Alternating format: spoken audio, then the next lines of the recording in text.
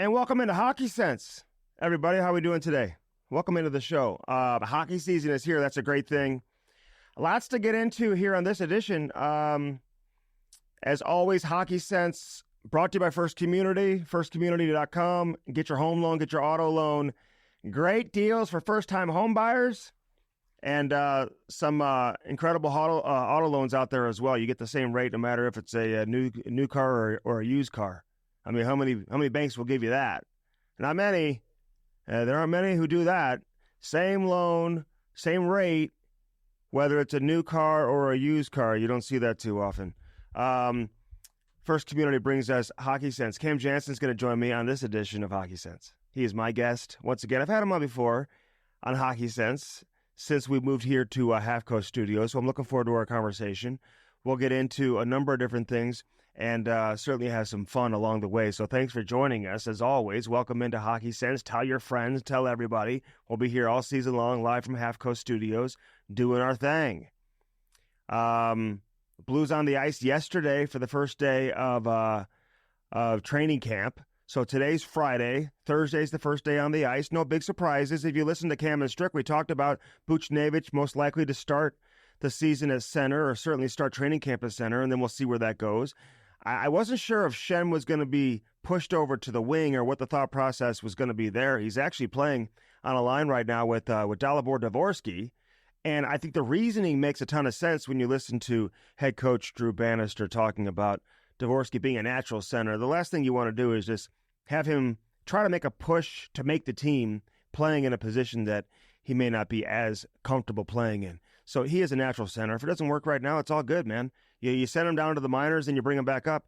I'll talk about this with Cam, but, Doug Armstrong, who joined us recently, the GM of the Blues, he talked about how in the past maybe he's kept guys a little bit too soon out of training camp, and then maybe it doesn't go well the first month of the season, and you end up sending them down. And that's a little bit of a different mental roadblock for a player to deal with versus going down out of camp and then coming back up shortly after the season begins. So we'll see what they do with Dvorsky. I think Bolduc would have the inside edge only because of his experience playing some games last year. He's a year older than Dvorsky. And he's playing with Kyrou and Thomas right now, which I love that. And we'll see how that looks. There's got to be a surprise or two. I know there's a lot of bodies and there's a lot of competition, and we've talked about that. But there is going to be a surprise or two in terms of how this all plays out and who plays with who. I always look at pairings, during the course of a training camp, but not just defensive pairings, but and probably more so the pairings up front, because the deep pairings can sometimes look scrambled. Although you've got Broberg with Falk, I think that's a real pairing. Kessel with Ryan Suter, I think that's a real pairing. Nicoletti, I think, is actually being paired right now with Pierre-Olivier Joseph, POJ, baby. I think Joseph maybe has the inside track to be here coming out of camp, but you never know because you still have a Scotty Perunovic who's playing with Parayko. Do the Blues keep 8D? I think that's a good possibility. You got to factor in waivers and all of that. You don't want to lose players to waivers coming out of training camp, and sometimes that's the best time to sneak a player through. Rosters are full, players are healthy, teams certainly being up against the cap. Makes it, a little bit easier to send a player through waivers, maybe sneak them through coming right out of training camp. But we'll see how that plays out. It's interesting hearing from Bannister yesterday talking about Perunovic. Listen, he's throwing his name out there as a potential PP1 quarterback. I just don't know if he fits into their top six. Now, he could be the PP1 if they dress 7 defensemen, go with 11 forwards. Is that something they want to do right off the bat? I don't know. I wouldn't think so, but again, anything is possible. I would think Falk gets the first opportunity. I talked about this on Cam and Strick, just because, again, experience. He hasn't really had that role since he's come to St. Louis, but he did in Carolina, and he was very good at it. There was a 3-year stretch where he scored 15 or more goals, I think, for 3 consecutive years, and when he was one of the most highly productive defensemen, power play defensemen in terms of production in the league. We're going back several years now, but I still think he could do it. Broberg, I think, is the future power play quarterback for the Blues, talking about Philip Broberg, who the Blues just brought over from Edmonton. But I'm not so sure they want to throw that on him immediately right off the bat. So does that mean he jumps on the second unit? Does that mean Perunovic jumps on the second unit and Broberg has to wait his time before he gets some power play time. I don't know. I would think Broberg will get some opportunities to quarterback the power play. And this is where the preseason games will be interesting. I don't read too much into preseason early on because the rosters that you play against are not typically very strong in the early going, especially if you have a home game. The visiting team won't necessarily send their big dogs early in preseason. I always like to wait until you get to the final 30. You trim the roster down to 30, and then you start to see the temperature get turned up in terms of training camps and what they look like across the board in the NHL. And those preseason games become more competitive. They resemble NHL rosters, and you get the bigger, more competitive players, going toe to toe in preseason. Sometimes that doesn't happen until the fourth or fifth game of the preseason. So the first 3 or 4 games of the preseason, you look at the rosters, you get some guys playing junior, you get some guys who they want to, reward and give them a game or two who are going to be down in the American Hockey League, but give them some of those preseason games. You get those typically in the first 3 or 4 preseason games. And then you get to games 5 and 6 or 4, 5, and 6, and that's when you start getting down to business before you get to game 7 where, again, call some players back up who were sent down, get them in the lineup, and then get ready to go. Because after the Blues' final preseason game, which I think is on a Saturday, I think they leave for Utah the next day, or not Utah, Seattle the next day, or the day after that. It's a quick turnaround before they play their season opener. When you look at their first regular season game versus the last preseason game. So, again, you may have just 2 games where you really see guys have an opportunity to truly showcase themselves. Every day is a showcase. I've always been of the belief that, hey, the teams and players, they make the team in the preseason games more so versus practice. And I think that is typically the case. But I think with so many players competing for spots, I think this training camp's a little bit different from that standpoint. I think that players truly are showcasing themselves every single day in practice. Can you play your way onto the team in practice? I think you could. Can you play your way off the team with your practice habits? Yeah, I think you can. So you got to back it up in the preseason games. You can't be just a great performer or have a great showing in the practices and then lay an egg in the preseason game. So they go hand in hand, but I think practice certainly means something. I like the battle drills. I like the competitive drills. The pace of practice yesterday, first day camp, was exceptional. I thought Drew Bannister had firm control, command on the ice in his first NHL training camp as a head coach, which is what you want to see. I think some people are just have this perception of him that I don't think is all that accurate, for the most part, because he doesn't have a whole lot of experience coaching at the NHL level. But he's got a lot of experience coaching and a lot of success coaching. He had success in the Ontario League. He had success in the American League, where he took a team to the final a couple of years ago. He's helped develop a lot of guys who have found their way onto the NHL roster here in St. Louis, and he's been doing it for a long time. He played in the NHL. He was a second-round pick in the NHL. Didn't have a long playing career, but he played. He's not like a guy who didn't play. So don't be so quick to judge Drew Bannister because he's not the loudest coach. He doesn't play grab ass with the media. He's not trying to put on a show in front of the cameras. And I'm not saying the Blues have had those type of guys that are here, but, listen, some coaches are like that.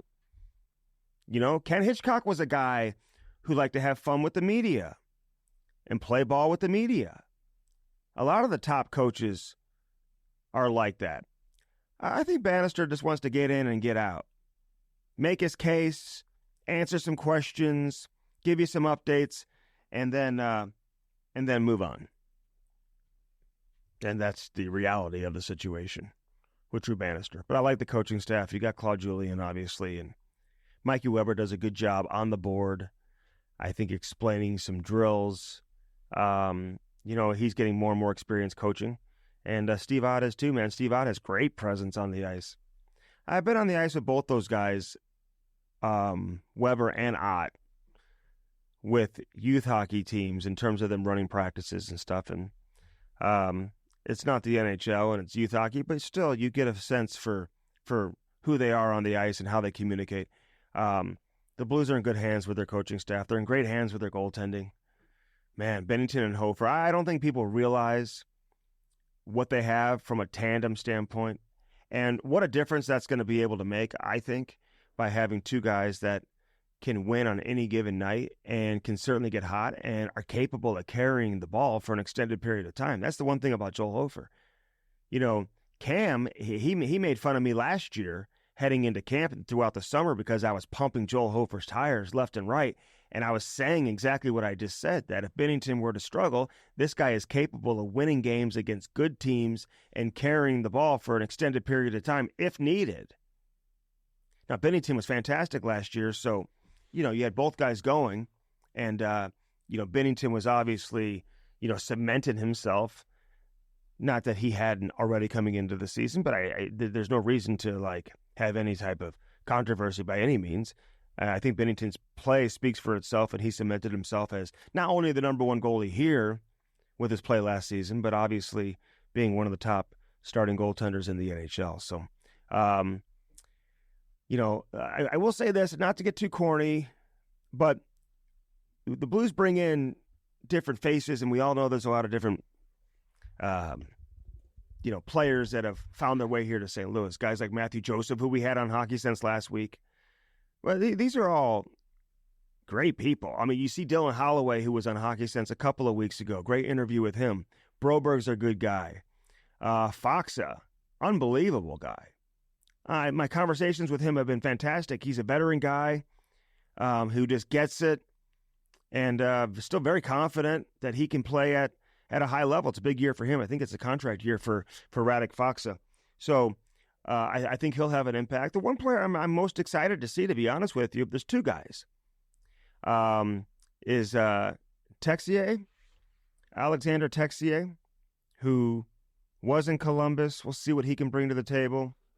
A lot of people speak really highly of him. And Ryan Suter, who is certainly at the tail end of his career, but people who watched him closely last year, and obviously we saw Dallas play a lot. I mean, there's no signs of him necessarily slowing down. He's not the 28, 29, 30-minute-a-night guy that he was, you know, throughout the bulk of his career and throughout the prime of his career, but the Blues don't need him to be. They're not asking him to be that guy. But can he be a guy that you can count on every night?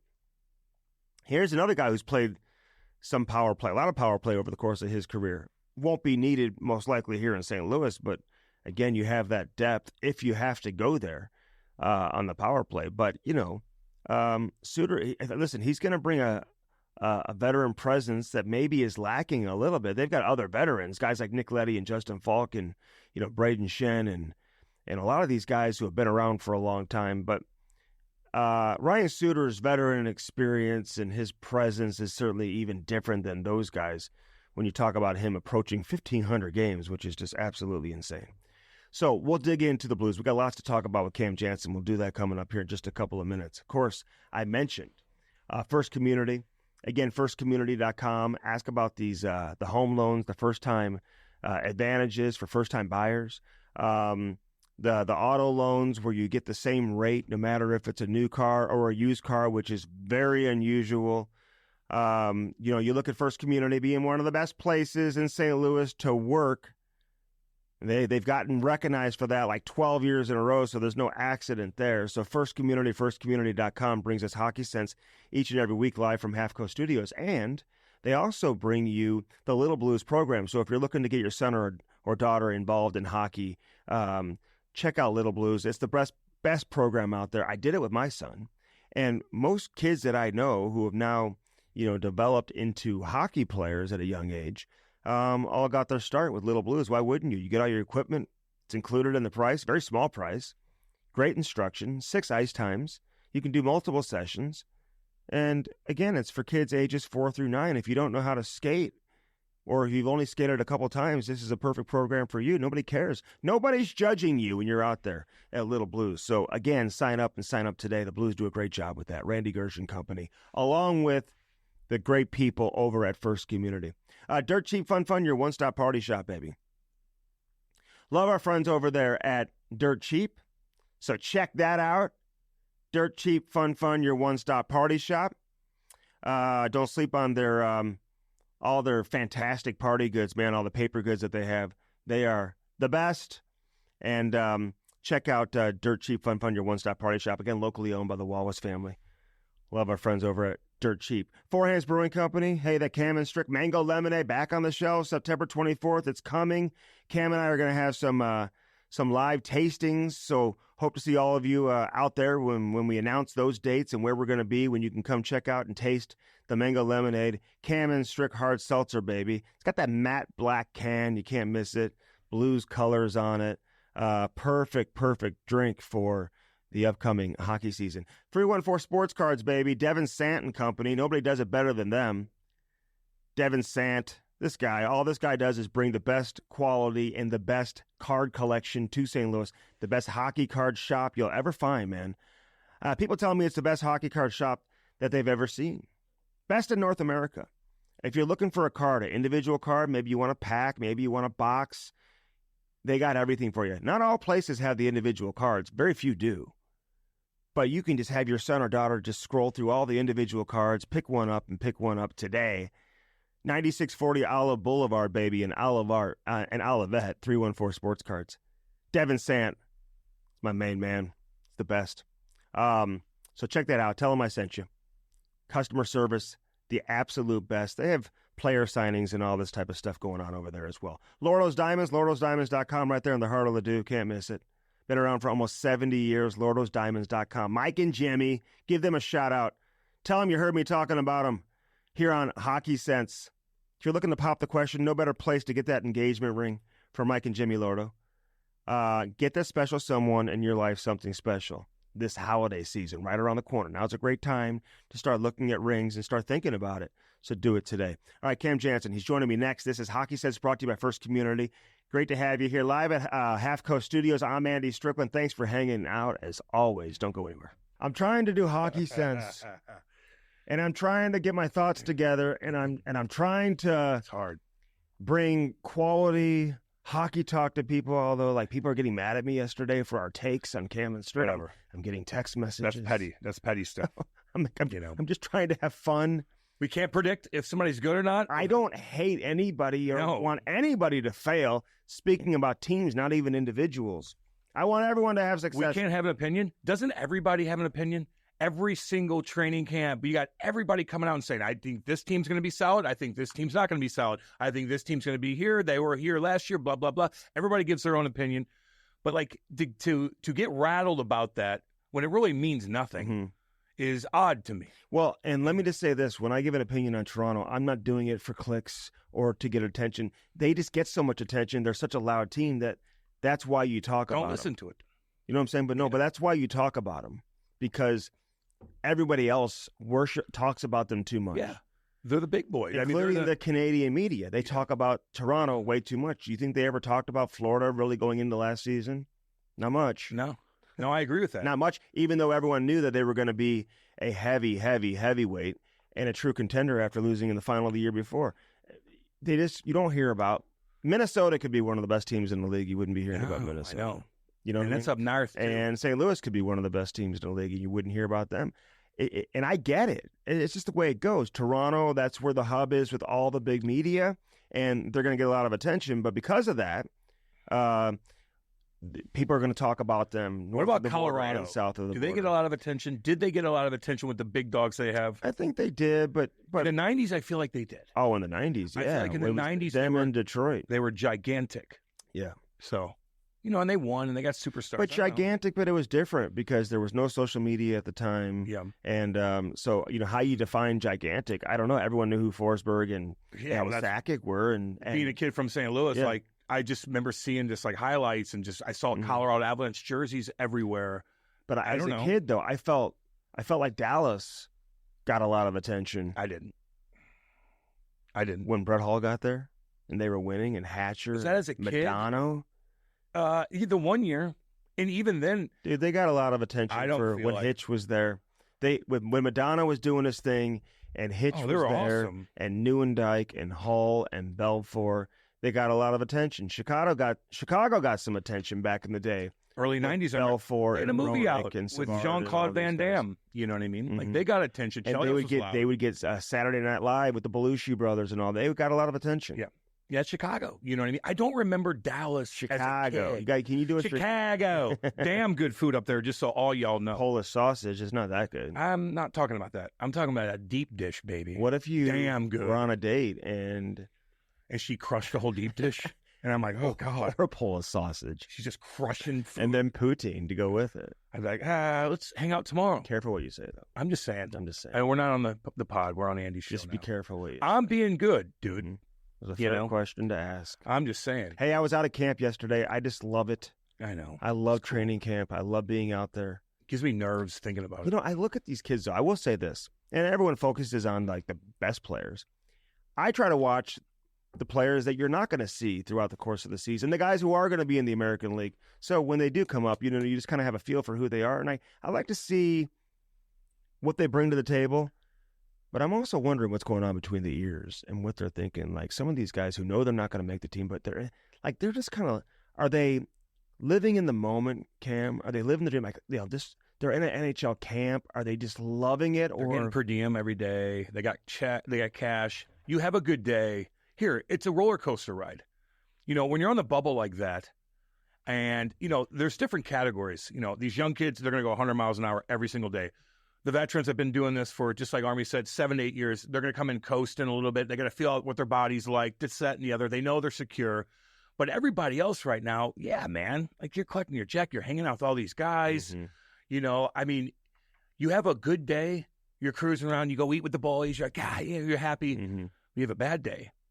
Now you're thinking about that all day long. Then you see a kid that you're competing against. You're a center, you're a right wing, whatever it is. He has a good day. You have a bad day. You're just thinking about that thing. So it's a roller coaster ride. The big dogs interact with the kid who is No, not really. It depends. When I play for the Devils, Lou would separate all of us. Mm-hmm. If you're a minor leaguer, you're a young junior kid. You're not dressing in the main room, and I agree with that. That's across the board. No, it's not. Oh, I think most places. No, you're wrong. Because I don't know, but right when I remember doing that in training camp for years with the Devils, right when I got to the Blues, I'm literally sitting next to an 18-year-old kid that wasn't even drafted in the same room with Keith Kachuk, and not me. Doesn't matter about me, but like Walt was in there and stuff. So like, wow, they don't separate. I see guys in secondary rooms though. I'm just saying. I just remember seeing Andy Murray when he was here, for example. If like it would be like a Bull Duke who played some games last year, because like David Backus came in, highly thought of, finished the season, played some games, and he overachieved. They had him dress. No, to prove a point. Like, hey, you got to go make the team. Then you can dress in the big room. I completely remember the opposite of that. Oh, Andy did that all. When I came to training camp with the Blues, I swear to you, I remember that, and it stuck in my head. I'm like, wow, you got all these young kids sitting next to Walt in Korea and stuff. Andy had these guys getting dressed in the laundry room. Some guys maybe to make a point or whatnot. It's just Cam. It was. I'm just telling you, because I remember like room. I'd go in there and talk to guys in like the cell. Yeah, Mills. And it was like if that was their group, that whole group was getting dressed over there. You know, it's I don't know. It's like when Chris Pronger. Listen, I remember Chris Pronger getting traded to Edmonton before he became an Instagram star. Oh my God, with his shirt off. And it was like 11 o'clock at night when I talked. I mean, this is before Twitter and all that. When he told me he was going to Edmonton or whatever, and all the news was breaking, and so I wanted to do an interview with him right away. So he said, "Meet me at the Mills, 7 a.m. to do the interview." I think I told you this story before because then the recording got Tell the people. The recording got messed up, and I called him that afternoon. I was like, "Dude, I got to come back the next day and do it again." He doesn't like that. And he was like, "I got a family." And he threw that line at me. Everybody's got a family. I know. So, but of course he did it. The second interview was even better than the first one, so it was all good. He was mad. But he had just got traded. Now, this is a guy who now his jersey's hanging from the rafters. Yeah. He was a Hart Trophy winner, a Norris Trophy winner, one of the most popular players in the league and a top 5 player in the league at the time. He was dressing in the referee room They took all his stuff out of the locker room, dressing in the referee room. Yeah. The next day, he wasn't on the team anymore. Well, yeah. And I remember saying to Larry, God, why are you doing that? And he was like, that's just the way it goes. And I didn't realize at the time, it's the first introduction to it that I had, that is the way it goes. Yeah. You know? I know. I think Army's a little more like forgiving with some of that stuff. Like I think when Matthew Tkachuk and Patrick Maroon, like if those guys are skating with the Blues in the summer, I don't think he makes those guys skate or dress in like a hallway locker room. I think he lets those guys go into the room. I would say if I was a GM, I would let those guys all the time. And the Blues are really good with me when I was young. I mean, I wasn't really established. They let me skate with the team. Of course, you sat in a different locker room and stuff like that. But you do that with some of the local guys that are around or some of the guys that, bled for you. Mm-hmm. Take care of them. That doesn't bother me. But in training camp, you got to separate her. Let the big boys be by each other. Yeah. The guys that have experience, the guys that have been in the league for a while. And then there's another sector, and then there's another sector. Yeah, but there's 3 different groups, so you're with your group pretty much the entire time. Yeah, so they're all getting You know what I mean? This might be like you're release. You're different. You're lifting with your group. You're doing the off ice with the group. You're on the ice with the group. I just remember my first year training camp, not ever seeing the big boys. Only when they're walking past you. Only when they're skating before you. Maybe a little bit here and there. And when you do and you have an interaction, you're like, holy cow, it was unique. How much like lifting goes on during training camp? Are there there workout sessions? Yeah, God, yeah, baby. I mean, I know there's strength testing, right. and they do testing. A lot of times the testing takes place before camp. You're working out after games too. Oh yeah, I know. Yeah, after preseason games, you're going in there. You got to ride the bike for 20 minutes, and you got to do at least 3 sets of this, that, the other. Oh yeah, you're working out tons, man. Mm-hmm. And it depends on the team. Did you like to work out after a skate? Yeah, I mean, because I loved Mike Vasilani from the Devils. Me and him had a really good relationship, and he was so hardcore. He's the strength coach? Yes, and he was loud, and he was strict. One of those type of strength coaches? Oh, loud, strict. Guys didn't like him. The older guys didn't like because he was too much, but I did because he motivated me, and he was Lou's guy. So I just knew, I got to perform here because he's always talking to Lou. That's how strength coaches talk. Yeah. He was hardcore. No water and thing. He's got all these different rules and stuff like that, but he got me strong as hell, man.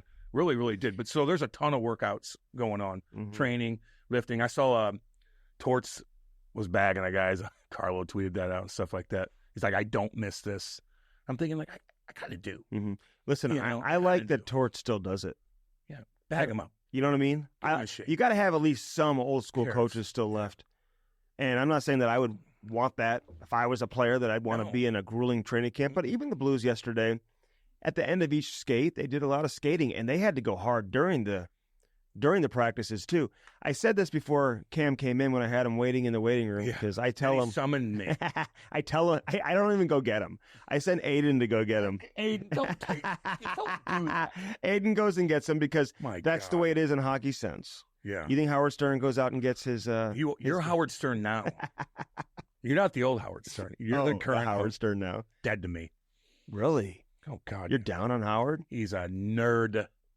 You think he's everything he chirped back in the day when he was cool? That's exactly who he is now. Did he get woke? Oh, he sucks. Hollywood. He's still pretty decent at interviews. He's always been good. Cam would rather be talking about all the drama in Hollywood right now, but we're gonna say no. Man, there's hockey coming up, man. No. Okay, so listen, I look up everything. So being at the rink yesterday, and there's always a rhyme or reason. It's very interesting, and I love the decision making that the team is showing right now because they could go in a different direction with a guy like Dvorsky, for example, who's trying to push for a spot, but they're saying, hey, if we're gonna really get a full read on this guy, we got to play him in the position that he's most comfortable playing in.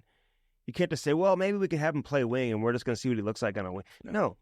So they slide Shen over. They've got neighbors on that line too. That's my most exciting line to watch. We talked a lot about the Blues during Cam and Strick in terms of what to expect, and I think we were right on a lot of things. Buchnevich obviously starting off the season playing center.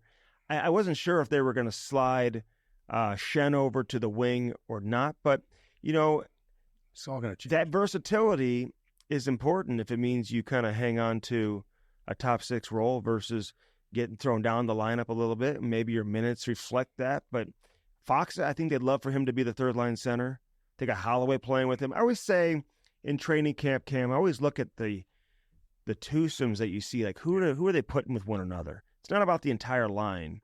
But when you have a Holloway with a Foxa, they want to see what that looks like. Of course. You know what I mean? Yeah, I like to see those. Those two big bodies, man. I'm excited. I really am. Mm-hmm. And Bucci playing center. It's a big topic here in St. Louis, of course. Mm-hmm. Some people say I don't like it. It's probably his goal. His goals are probably going to decrease.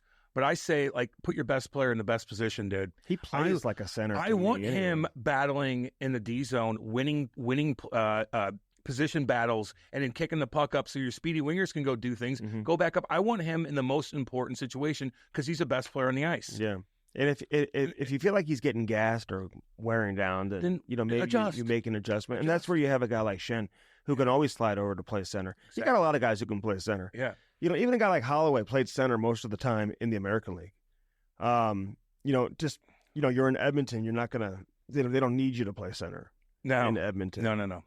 So this is going to be interesting, though, for all you Blues fans out there. You should be excited. Mm-hmm. Like, you should see the vision with the Blues. Mm-hmm. Like, you should see all these young kids. Like, I'm excited. Like, somebody's going to make, and there's going to be a kid too that we're not talking about now. That's going to do something, and they're like, "Who's this kid?" Yeah, it always happens. And putting Bolduc with Thomas and Kyrou, I just like it. Let's go. You know what I mean? Let's go. Like, go you figure it out. These guys in the first round, you got to get them here at some point. No, go do it. And you got other guys coming in the future. Let's start getting some of these guys here and start sprinkling them in. Let's go. I would have no problem if both those guys were to make the team, Dvorsky and Bolduc. Hey, I know. But again, what Army said to us a few weeks ago about, hey, you got to be careful. You'd rather like send them down and let them get some confidence and play big minutes and have a huge role versus it's tough, right? Up big here time. In the NHL for a young guy and this is Dvorsky's first ever NHL camp. He didn't play in the CHL before he came over last year after camp was over and after the season had started. So he's never been on an NHL camp before. So again, you got to pump the brakes a little bit and kind of let him find his way. I'll tell you this, so that's why you're always going to evaluate these guys, but it's hard right now because, again, they're going to go 100 miles an hour. They can't just keep up with the pace. They really, really have to stick out to make this team. Mm-hmm. Like, really, really. Who are you talking about? I'm talking about the young kids, Dvorsky, Bolduc, whoever. Like, they really have to stick out. Like, they're not going to be kicked down in the third, fourth line. So this is like either you're going to play top 6 minutes or you're not. So it's hard to evaluate. They might be flying around the first couple of weeks because you're not playing against a top 2 pair. We talked about that the other day. You're not. You get in that game 5, game 6 in preseason. That's where you're going to have Jamie Benn and all these other guys. And that really might like on a road game in the first couple of games of the because preseason. they want to pump up their team at home. Because typically the home team will put in their better players. But they really have to stick out. But those players, even in the preseason, established NHLers, they're not ramping it up in the first couple of games. Not at all. They don't want to get hurt. Honestly, that's when you get older. When you're young, you're like, let's just go 100 miles an hour. But when you get older, you're like, God, how do I do enough and not avoid injury? Do you think hockey should adopt more of a football mindset when it comes to preseason? Football's so different. The football injuries, man, like it's just a different animal. I think you got to find your groove. Maybe with some of the older guys, like I play with guys, man, like I'd have to, season's over, I'm skating a week later. Like starting to skate just to have my hand. I just did that. Mm-hmm. Guys like Ilya Kovalchuk won't even look at their skates. August 15th rolls around, he puts them on, boom. It doesn't even matter. And, you still got to find your groove here and there. But I would say if a Suter to whoever, some of these older guys, like, I don't know. Everybody's different too. But yeah, you could take a puck right to the ankle, now you're out for a while. Like there's a lot. You get hit into the boards a little weird because some guy has no chance of making a team is going to do a little bit extra. Now things have changed a little bit and catches you weird or whatever. Because you do got guys going 100 miles an hour, then you got guys going 75 miles an hour. See, there's different players who are in different situations. This kid Sam Bitten, who Bitten, and again, like he's not a threat to make the Blues, but I just like his demeanor. Like he's coming in, he's on a tryout, so that's the difference, Cam. Yeah. So they're doing these one-on-one battle drills, and he wants to kill the guy he's going with, right? Because baby, what he needs to do is different than the guy he's going against. You know what I'm saying? Yeah, man. The guy he's going against has a contract. Either you're pretty much either going to be on the NHL roster, or that you're going to be on the American League roster. You're getting paid. This guy is fighting to get a spot on the American League team. Yeah. Not for the NHL team. So, like, the way he was engaging in the battle drills, and like when the whistle would blow, he'd still get an extra slash in and just like look at a Watch guy. that. I know, but I'm just saying, like, he did that during the not too much. Because there's a balance. No, then he skates away. Like, he knows. Okay, I'm just asking. And he knows that. Listen, he played in the American League last year too with Springfield, so he knows the guys he's battling against. Yeah, it's not going to hurt anybody or do anything crazy. I know. But like even in the prospect tournament and the games, he was just noticeable, and I think that's what you need to do when you're in his role. He's not going to get attention from the scouting staff or the coaching staff by going bar down on a one-timer on a 2-on-1 drill. You know what I'm saying? Or scoring a nice score. He might. And they notice all that. But you know what I'm saying? But he's going to get attention with his effort. Yeah. And are you different? Yeah. Where can I slide you in at? Obviously, it's going to be the fourth line. Mm-hmm. Are you going to be more of a physical presence than maybe Toropchenko or whatnot? Like, that's a decision they're going to make. And I like that Toropchenko, too, man. He's going to be hard to beat out. He's got some work to do. Well, he's not getting beat out. Okay, well, there's some. I've heard you're not the first person I've heard like, listen, everybody's competing, but like, I bet you he's still nervous. I bet you he's going in there like, I'm telling you, man, like somebody he knows he's competing with is going to have a game. Well, you know, and he's gonna be like, what the hell is this? Braden Shen told me on Wednesday morning, we were talking, and he said that Chris Pronger told him when he was a young kid coming into Philly that don't ever get comfortable because there is always somebody looking to push you out. Yeah, dang right. Even I think that was always Pronger's mentality. Yes. Even the big boys think that way, too. Even if it's just attention or minutes or whatnot, they're all competing for different things. Like you said, Shinner is competing for a top 6 spot now. He is. And, you know, all these other guys, like, you know, Bucci to everybody, they all have their own thing. Like, I want to get more minutes on, you know, power play or whatever the case is. So there's internal competition even with the big boys as well. I don't think Shen minds playing wing. I think he prefers to play center. You know, it's his natural position. Yeah. But sometimes it's a get in where you fit in, especially if you're playing wing and you're playing with better players too. Like, I think you'll take that. Yeah. You know what I mean? Yeah, of course. Of course. If there's somebody else that could play center that, you know, could be very responsible, and you're a guy that's kind of competing with them, I'd rather play wing. Mm-hmm. You get more opportunity. You know, it's not as much stress in certain situations. Stopping and starting in your own zone is the most difficult thing in the world. You're chasing guys on one end to the other as a center. When you're a wing, you're just hanging out, like waiting, like kind of circling, waiting. It's a lot easier. Well, and getting back to Buchnevich, I just think the mindset for the team is they know they have to be. You look at the division; they're in the most difficult division in hockey right now. Yeah. With Colorado and Dallas at the top, Cam, and Winnipeg is damn good, and Nashville, what they're doing, like who knows with Chicago? Although, well, I'm just saying. I just mentioned 4 pretty damn good ones, right? teams, and you're trying to get in. Yeah. And you better be in a good spot, at minimum in your first 2 center positions. You know what I mean? And they feel pretty good, obviously, having Robert Thomas as their number 1 center. I think Thomas is going to push for a spot with Hockey Canada. He's not getting a whole lot of love up north of the border. Got to do your thing then. But you know, 86 points last season. The GM of Hockey Canada happens to be the GM of St. Louis, and so he knows what he can bring to the table. Yeah. He'll do his thing. Listen, if the Blues have a power play that finishes in the top 12 this year, Thomas is going to have more than 90 points, and Kyrie's going to have 80 plus. Yeah, and you know, goals because they're both going to be somewhere around 40, if not more than 40 points on the power play, and that's how you get. I mean, you look at Kucherov. Go look at Kucherov and McKinnon and McDavid and all these guys who finish with over 100 points every year. Look at how many power play points they have. Yeah, dude. They get a shit ton of power play points. And same with Matthew Tkachuk a couple years ago when that power play was rolling and he had over 100 points in back-to-back seasons. Look how many power points he had. And I never look at power play points as cheap points because they're not. You earn those points. Of course. But that's how you pad your stats and get to the impressive numbers. So if the Blues, you know, like last year, I had to say top 12 because last year they were second to last in the league when Drew Bannister took over. Second to last in the league. I mean, that is terrible, right? No, it's good. And then when Bannister took over, from the time he took over until the rest of the season, I want to say they were like 13th in the league. Yeah, it's a big difference. And you saw Kyrou put up some numbers. He started scoring. Neighbors scoring on the power play. Oscar Sundqvist scored some power play goals. Thomas was scoring some power play goals. Neighbors too. Yeah, I was gonna say he had some dirty So ones. you know, all of a sudden now you see guys, Neighbors finishes with 27 goals. Well, how does he do that? Well, he gets 8 goals on the power play, and Kyrou gets to 30 again. Well, because he was able to score some goals on the power play. But there's another level for them to get to, I think, on the power play. Who do you think will the majority of the games this year, if you had to predict? Here's the way I'm going to answer that, because I talked about that in the first segment when you were in the green room before I told you you could come waiting to be summoned. Thank you, sir, by the way. Lord. If they were to dress 7 defensemen, then I think Perunovic could be the PP1.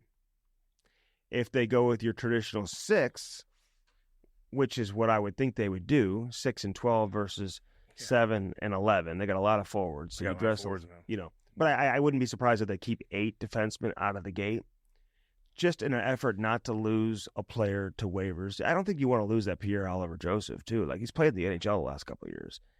And maybe you can sneak him through. I don't know. Tucker, you probably sneak through. Perunovic, I don't know if you can sneak him through. Yeah. So he's playing with Parayko, by the way, to start training camp, which I think is an interesting message to him. Say, hey, listen, we still believe in you. Let's go. Let's see what you got. See what you got. I mean, he just gets hurt. So, last year he didn't. But he has been. He has, yeah. But last year he didn't. So if you dress 7, maybe he does. But I think, let's assume they're going to go with 6, and your defense pairings are set with Parayko and Leddy, Falk and Broberg, and Kessel and Suter right now. Unless Suter shows that he just can't play in preseason, and maybe he's your 7. I don't know. Yeah. And maybe Perunovic slides in as your 6, and they need him in the lineup because he has an amazing preseason and has full command of the power play, and they want him quarterbacking. That's how he's going to find his way into the lineup. He's got to show that he's the best option and the overwhelming best option to quarterback the power play for him to be in that top 6, unless they dress 7, if you know what I'm saying. So, listen, if they go with 6, then I think Falk – listen, Justin Falk really hasn't been given that opportunity here in St. Louis. I don't love him as a PP1, but I think he's certainly capable of it. He had a 3-year stretch in Carolina where he scored 15 or more goals. He was one of the most productive power play quarterbacks in the league. Certainly, that was several years ago now. But I think he could certainly do it, and I think Broberg is your guy when it's all said and done, who's going to get that opportunity as well, certainly the quarterback at minimum power play 2. I just don't think they want to throw all of that on Broberg right off the bat.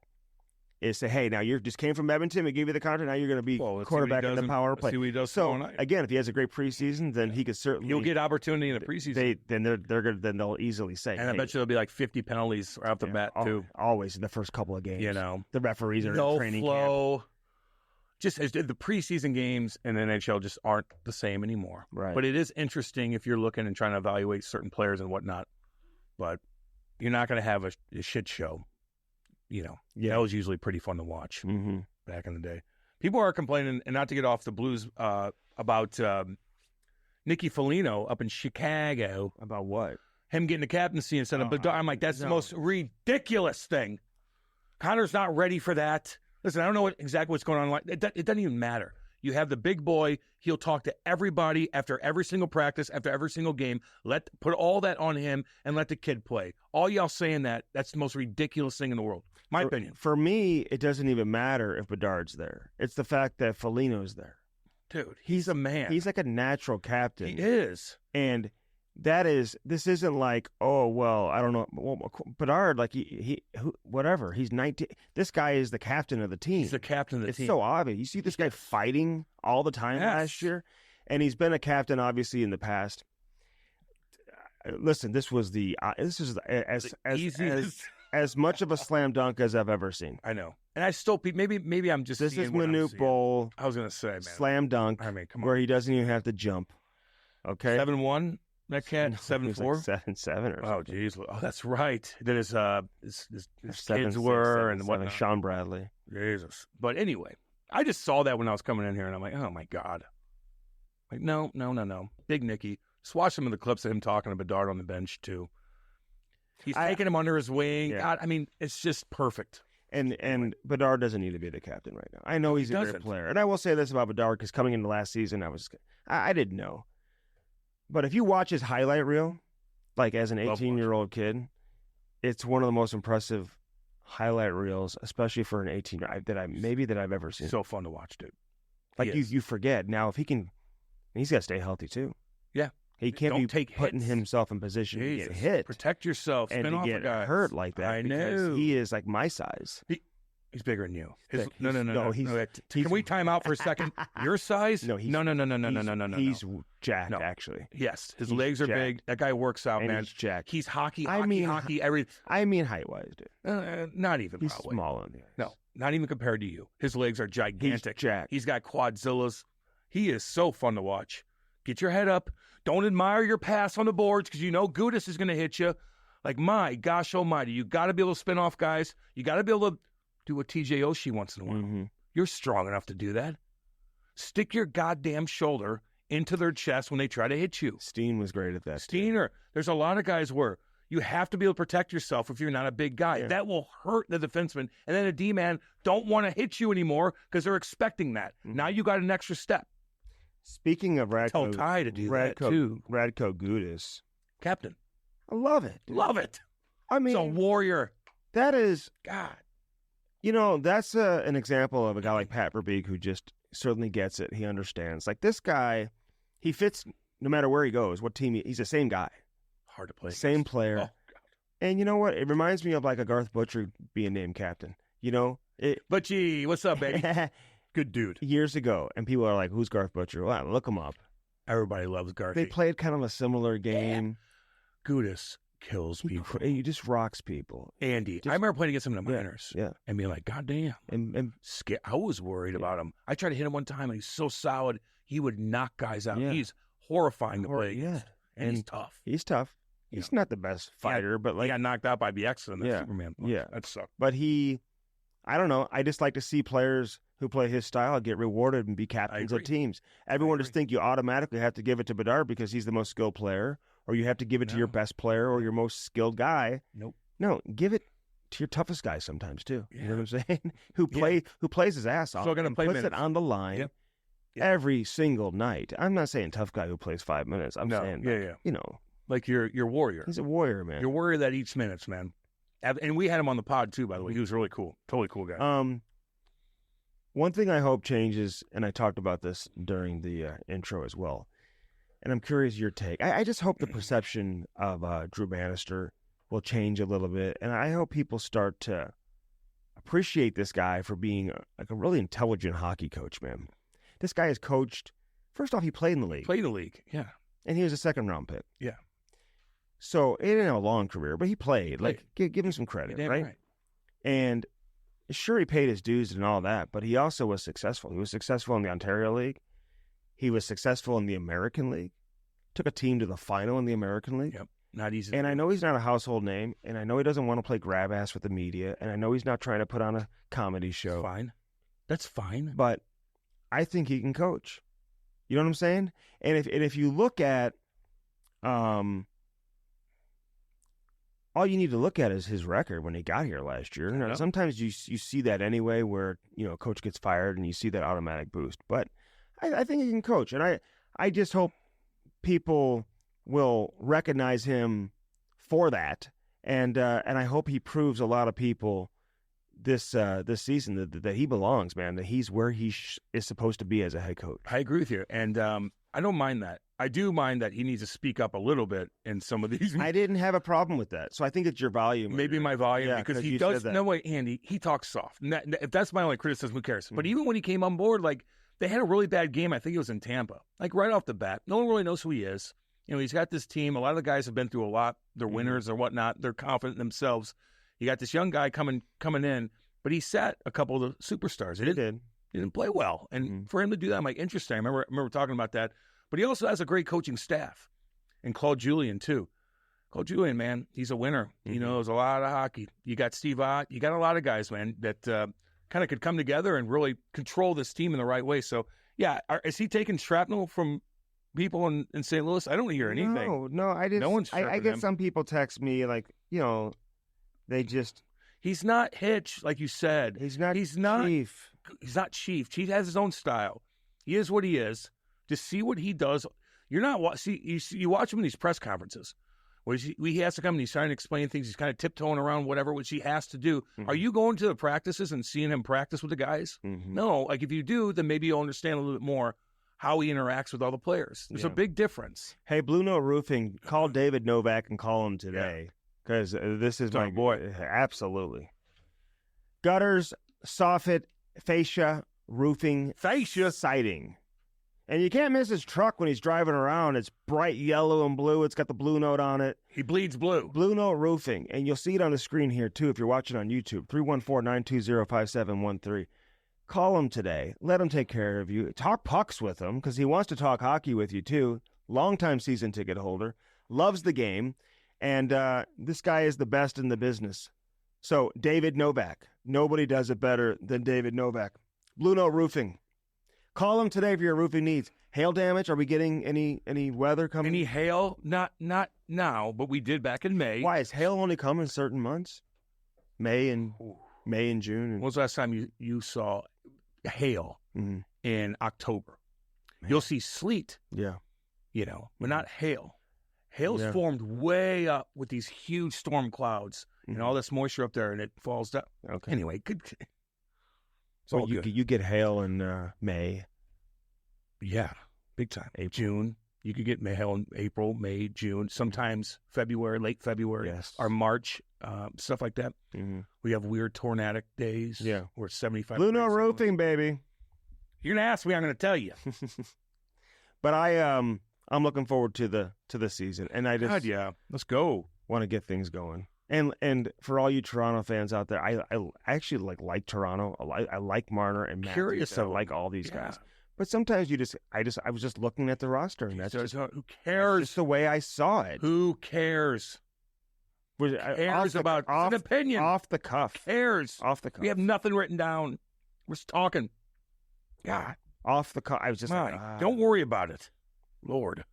Although Nylander apparently is playing center. See, like there's Yeah, he did have a little. He's like, well, that's the old coach or something like that. I don't know how Chief's gonna handle all the earrings and stuff like that. Like I don't think he cares, but at the same time, it's like just make sure you I would love to be in that locker room. Just back it up. I would love to be in the coach's room, just to hear what Chief's saying, just to hear, just to see how he's evaluating different guys. And Well, if guys aren't woo, doggy. getting to the buck He'll first get you. and winning battles, He'll and getting, get you. and getting He's not pucks out. happy. Hi, Sean Keefe's different animal. Don't Like, be losing battles and He'll get you. losing puck races and coming back to the bench with an earring on. He'll get you. I'm just telling you, he does not play around. We talked about old school. He is still old school, and that's how he's going to be. So we'll see. This is going to be like this, be interesting. They're interesting to talk about. They're interesting to, keep tabs on. Mm-hmm. Cares about your opinion. You had an opinion, just like everybody else does. Don't worry about it. You worry about little stupid things. Lord. Okay. Kids are healthy. Ty's dominating hockey. You're good. Get on with Big yourself. games coming up this weekend. Big games? Mhm. College football? Are you talking about- my son's games? Okay. Although I feel bad because you never been to Pacific Ice Rink, have you? I don't think so. The No. new one that they It's they not, put up. It's just I know. It's a barn. it's a Far rink, for you, too. and that's all it is. I feel bad with these teams coming from out of town. That's where Oh, no. we were able to get one game moved to Centene because you want to show them that, Of like, course, man. Got Blues players cruising around. You got media everywhere. You Yeah, got I know. alumni. Are you kidding? I know. God, we have it nice at Centene. Like we really, really So do. I don't mind Pacific. It's just different than Andy, you hate it. I don't mind Pacific. He hates it. Hey. He hates going down south of 270. Who's he kidding? Tusa West. He might go to Chesterfield, but he's not going through Fenton or Eureka. He's like, oh my God, where am I? I go to Fenton almost every Nah. single day. You don't like it though. Fenton's cool. I like Got a lot Fenton. going on. A good restaurant. Oh, really? Yeah. Name one. The Chop House. Okay. Damn right. Homeboy. Right there in Fenton. Give it a little shout out. Yeah. Because Corner Butcher. It's my jam right there. Right there. 2099 Bentley Plaza Drive. you might get fact checked for that too. Oh, good fact check last time on a podcast. By the way. You really got me. Oh, I did. I thought he had a cologne. Well, that's terrible, dude. It is. He's from Cologne. He's from Cologne. Will the Blues make the playoffs? Yeah. Oh, really? I think so. feel I don't like know. they're kind of balanced. I don't know. I just think they will. I think Benner's going to have a hell of a season too, and Hofer. They're better than they were last year, and they weren't bad last year. They were right there. They had that. I remember going on that trip with them, and then they came back and they just shit the bed a couple games, and they just got deflated. I remember it was a really long trip, and then they had like another game against the Kings or something that they won, and then they lost a couple in a row that they just desperately needed when they were rocking and rolling. I think there was a break or something, and I think they had the break, and they came back and they shit the bed, and they lost all confidence. And you're like, they were right there. Anyway, First Community brings us Hockey Sense each and every week.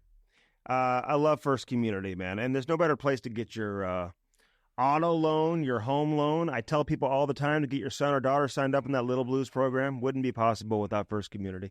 Nobody gives back to the local hockey community more so than First Community. They also sponsor the Blues Hall of Fame, which that announcement should come out very, very soon in terms of what the class will look like for 2025. I'm on the committee. I submitted my votes. Who were they? Who were they? Can we say? I don't know if I can Who were say. they? You know who I want in there? Who? As a builder, I'll say Ron Caron. Oh, God, yeah. He got us all. He helped get us all in. He was an aggressive, and it was interesting. Now, Scott Stevens, I mean, there's a lot of little things, but it's interesting. Yeah. Got us all into hockey in the 90s. Adam Oates. Yeah. He got us in the Shanahan. Oh, so you're going big dogs. Well, it's Hall of Fame, buddy. Yeah, I know. So, I mean, I'm just saying, like, you want me to say? A guy that maybe played for a long, long time. I'm just trying Jeff to think. Brown, I think. Maybe. Yeah, because he coached. I'm thinking of this obscure. Coached? We coached Well, I mean. This is St. Louis Blues. So it has nothing to do with what you did after. It's what you did in a Blues uniform. Okay. You had there's certain qualifications you had to have played what are here they? for a certain number of years and all of that type of stuff. So we're doing heavies? Okay, then damn right, Adam Oates. Then damn right. What about Nelson and Emerson? He was only here for 3 years. Nelson Emerson? Trying to think of But so a guy like Butchie, who everybody liked, that didn't put points up, you're not going to. I don't know. He was a captain. Not yet. Okay. I'm not saying that I wouldn't vote for them down the line. Who? Turgeon? David Backus, Alexander Steen. Okay. They're getting current. Osh. Well, he wasn't retired yet. Okay, and he still isn't retired. Okay. But So when he is... he's not qualified for that. I know. But when he is, so... Yeah. Got to get those Cup guys a little bit. Okay. O'Reilly. I mean, but there's still a lot of guys playing. So, but Oshie, there's certain guys I would have loved to see Oshie win a cup here in St. Louis. Oh God, yeah, dude. But at least he got his cup. So I didn't know. So it was all what you did specifically. Oshie going to Washington, man. Like you can't say that too often. Where it just like he seemed like a perfect fit there. I know. Yeah, him and Ovi and Tom Wilson and Warm. Like you could tell, like he fit right in with all the guys. John Carlson. Yeah, and they just dominated. They gelled right away. That was an awesome team. That was a fun team to watch. I love Ovi. I love watching all Ovi stuff. Even though they're just filming him when he's driving his car and these fans are he's just cool as shit. Mm-hmm. I want him to break Greta's record bad. Hey, August is back to school time for most kids. So if you have a young person in your life going away to school or just left for college, there's a lot to be done. So you want to hook them up with their own checking account, which is important when you go to college, Cam. You got to get a checking account, for your kids. The First Community has a college cashback checking that earns cash back with no minimum balance and no monthly fee. That's pretty good right there. The account pretty dang good. Comes with free mobile banking, a free debit card, and if you have your own account at First Community, they can even set you up a cross-account online access so you can help them with their banking even if they're not at home. Doesn't get much better than that. So check that out. Of course, Dirt Cheap Fun, your one-stop party shop. Four Hands Brewing Company, the Cam and Strick Mango Lemonade Hard Seltzer. Dang good. Back on the shelves. It's dang good. In 4 days. Yeah, the 24th, man. Can I have some? Yeah, No. Wait, 1 second to all y'all out there. Andy hoards everything. When we get all this stuff, I'm like, he'll give me like a little 4-pack. I have to conserve that for a month. Can you put something on your Instagram and your Facebook? Send it to me. Back on the shelves? Send it to me and I will. Okay. Maybe Kate and I will go take a picture live with one, getting some. Well, we'll have some announcements soon. We're going to have some live tastings at different locations throughout the St. Louis. So we'll be doing that very, very soon. So we'll have some dates for you coming up shortly where you can come hang out with us on like a Saturday afternoon. Let's go. Let's party, baby. Know how to do that. So looking forward to that. Again, 314 Sports Cards. Devin couldn't join us this week. 9640 Olive Boulevard, best selection of hockey cards you're going to find anywhere. You can maybe even ask for a Cam Janssen card, and they might even have one. Yeah, baby. I got some cool cards, actually. Do you? Yeah. I got one hitting Lucic Really? over the boards. It's pretty cool. Oh, wow. Yeah. I don't know. You should Hockey give- cards were like, you I had like should a give bunch of them. Ty a card. He collects Okay. cards like crazy. Yeah, hook them up. Yeah, hook him up with a card. $20. Hook him up with a card. 9640 Olive Boulevard. Say hi to Devin. Devin, I believe, is sick today. That's why he's out today. So they're still in great hands with all the incredible staff they have there. And, of course, Blue Note Roofing, man. 314-920-5713. David Novak. Jesus. David Novak. David. He does what? Roofing. Yep. Siding. Soffit. Soffits. Fascia. Now, he's a real deal. Loves hockey, man, and a big hockey fan. And he works his ass off, so check him out. Siding. Gutters, Does everything. So Huge hockey fan. 314-920-5713. All right, we appreciate everybody's help on this edition of Hockey Sense, including Aiden and everybody here at Half Thanks, Coast Aiden. Studios. Hockey season is here. We'll be with you all season long. see you dudes. Have a great weekend, St. Louis.